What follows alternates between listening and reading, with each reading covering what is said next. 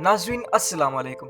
Team Pakistan strategic forum की जानिब से पाकिस्तान स्ट्रेटेजिक फोरम के ऑफिशियल यूट्यूब चैनल पर मैं एज ग्रिफिन आप सबको खुशामदीद कहता हूँ। आज की इस वीडियो में हम पाकिस्तान और तुर्की के माबैन 1.5 बिलियन डॉलर की 30 T-129 अटैक हेलीकॉप्टर्स की डील मनसूख होने की खबर के हवाले से गुफ्तगू करेंगे और इसके अलावा पाकिस्तान आर्मी एविएशन के लिए अल्टरनेटिव ऑप्शंस पर भी गुफ्तगू करेंगे। लेकिन अगर इससे पहले आपने हमारा चैनल सब्सक्राइब नहीं किया तो प्लीज़ हमारे चैनल को सब्सक्राइब कीजिए और बेल आइकन को क्लिक कीजिए ताकि हमारी हर आने वाली वीडियो का नोटिफिकेशन आप तक बआसानी पहुंच सके। और इसके अलावा हमारे एक और चैनल डिफेंस एंड पॉलिटिक्स को भी ज़रूर सब्सक्राइब कीजिए जिसका लिंक डिस्क्रिप्शन में मौजूद है।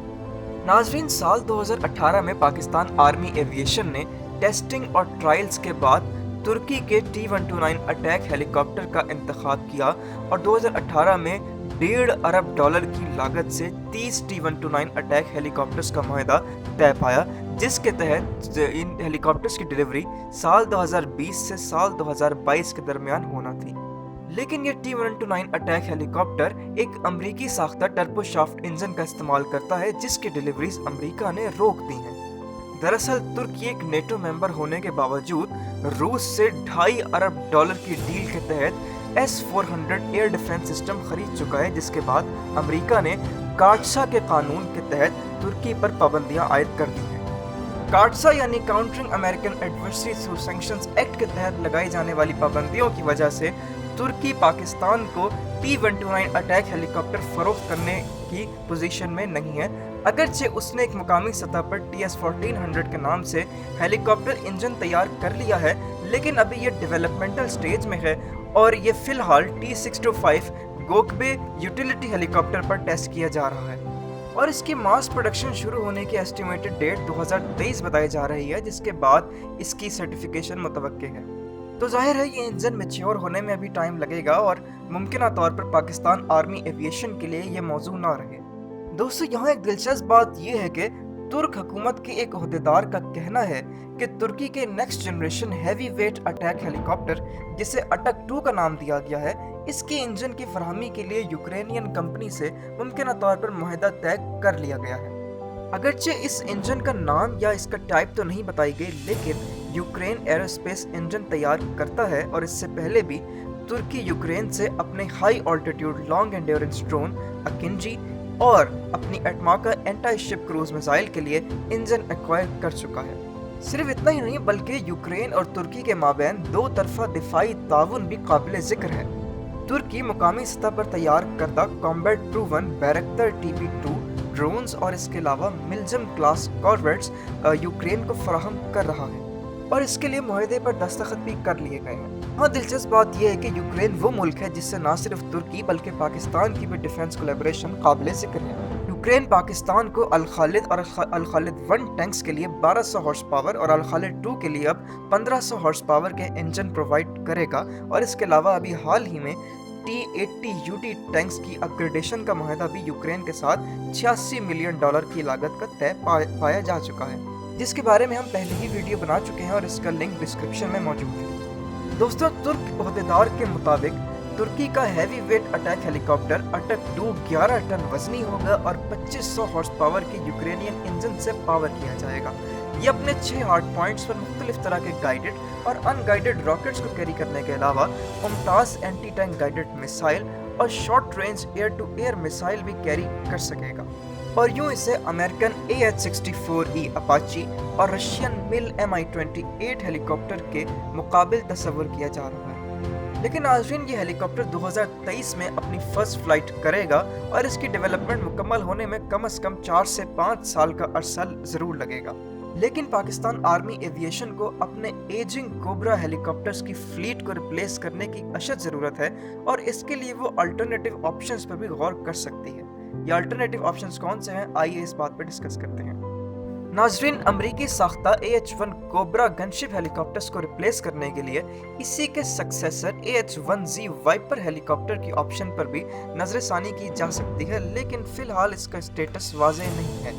अमेरिका ने पाकिस्तान को फॉरेन मिलिट्री सेल्स के तहत 12 AH-1Z वाइपर अटैक हेलीकॉप्टर्स फराहम करने थे, लेकिन ट्रंप इंतजामिया की जानिब से इन डिलीवरीज को रोक दिया गया था। اگر تو پاکستان چاہے تو ابھی بھی $900 ملین کے عوض یہ ہیلی کاپٹرز حاصل کر سکتا ہے، لیکن اس کے چانسز بہت کم ہیں۔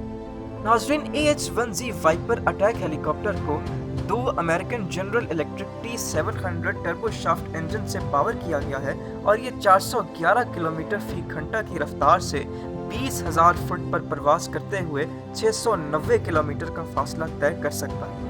اس میں ایک 20 ملی میٹر کی M197 3 بیرلڈ روٹیٹری کینن موجود ہے اور اس کے تقریباً 6 ہارڈ پوائنٹس موجود ہیں، جس میں مختلف طرح کے گائیڈڈ اور ان گائیڈڈ راکٹس کو لے جانے کی صلاحیت موجود ہے۔ اس کا شمار سب سے ہیویلی آرمڈ ہیلی کاپٹرز میں کیا جاتا ہے اور یہ 2 AIM-9 Sidewinder short range air to air missiles اور تقریباً 16 Hellfire anti tank guided missiles کو کیری کرنے کے علاوہ 76 ان گائیڈڈ اور 28 گائیڈڈ راکٹس کو کیری کرنے کی صلاحیت رکھتا ہے۔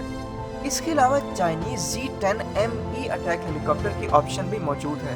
آج سے کچھ سال قبل جب پاکستان آرمی ایویشن نے کچھ گن شپ ہیلی کاپٹرز کو ٹیسٹ کیا تھا تو اس میں چائنیز Z-10 بری طرح سے ناکام رہا تھا، جس کی وجہ سے پاکستان نے ترک T-129 اٹیک ہیلی کاپٹر کا انتخاب کیا تھا۔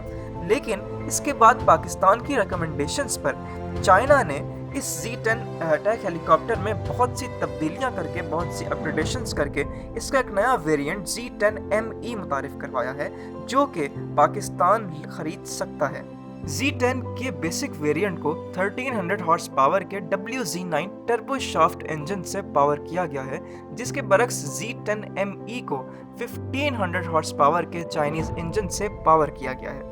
اگر ہم ایویونکس اپ گریڈ کی بات کریں تو Z-10ME کو ایکٹیو اور passive counter measures, missile approach warning system, radar warning receiver اور اس کے علاوہ نئے IFF یعنی identification of friend and foe system, ایپلی گرافین بیسڈ آرمر پینلز اور انفرا ریڈ جیمرز کے ساتھ اکوپ کیا گیا ہے۔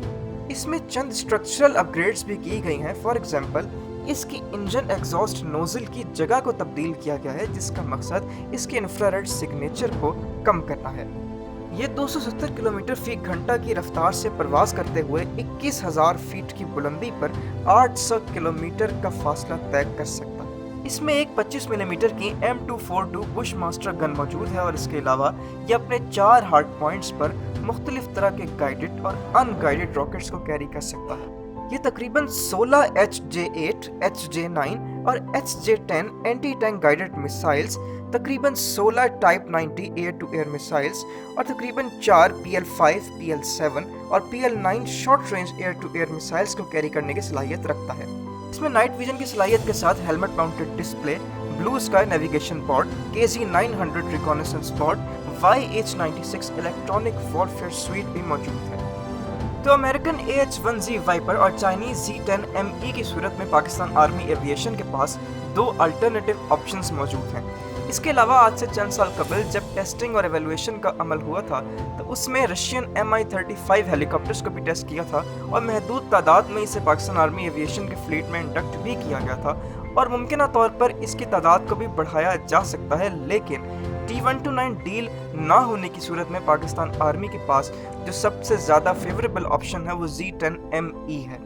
ناظرین، ایک افواہ گردش کر رہی ہے کہ پاکستان اور امریکہ کے تعلقات میں خرابی کی وجہ سے T-129 اٹیک ہیلی کاپٹرز کا انجن ترکی کو امریکہ نے ڈیلیور نہیں کیا۔ میں پاکستان اسٹریٹجک فورم کی طرف سے اس بات کو کلیئر کرنا چاہتا ہوں کہ انجن ڈیلیور نہ کرنے کی وجہ پاکستان اور امریکہ کے تعلقات نہیں بلکہ ترکی اور امریکہ کے تعلقات ہیں، کیونکہ ترکی پر امریکہ نے کاٹسا یعنی countering American adversary through sanctions act کے تحت پابندیاں عائد کی ہیں، کیونکہ اس نے رشیا سے S-400 ایئر ڈیفنس سسٹم خریدا ہے، جس کے بارے میں ہم پہلے ہی آپ کو آگاہ کر چکے ہیں۔ تو ناظرین، یہ تھی ہماری آج کی ویڈیو۔ امید ہے کہ آپ کو پسند آئی ہوگی۔ پسند آئی ہے تو لائک کریں، اس کو اپنے دوستوں کے ساتھ ضرور شیئر کریں اور کمنٹ سیکشن میں ان ہیلی کاپٹرز کے حوالے سے اپنی رائے کا اظہار ضرور کیجیے۔ ملتے ہیں آپ سے اپنی اگلی ویڈیو میں، تب تک کے لیے اپنا خیال رکھیے گا۔ اللہ حافظ۔